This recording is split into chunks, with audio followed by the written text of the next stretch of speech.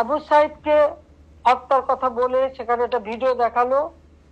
হ্যাঁ, খুব স্বাভাবিক, এটা মানুষের সেন্টিমেন্টে লেগেছে যে তাকে পুলিশ গুলি করে মেরেছে।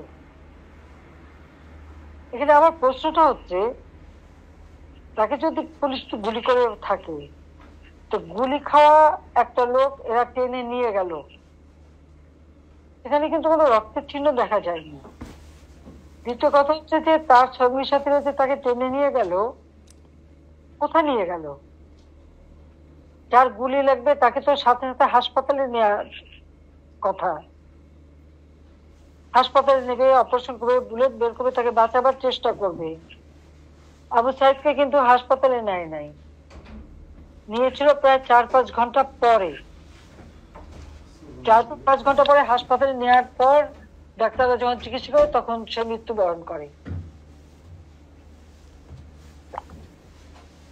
তার মাথায় আর একটা ভিডিওতে দেখা গেছে তার মাথা, ওরা যখন পুলিশকে ঢিল মারছে, সেও পুলিশকে মারতে মারতে এগিয়ে যাচ্ছে, তার মাথায় একটা ঢিল এসে পড়ে, সে মাথায় হাত দেয়।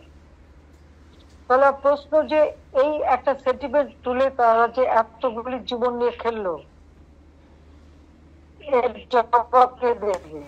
আমরা যে জুডিশিয়াল কমিটি করে দিলাম এই হত্যা তদন্ত করতে, আজকে এটা জবাব যে কেন সেই জুডিশিয়াল কমিটিকে সে তদন্ত করতে দেয় নাই।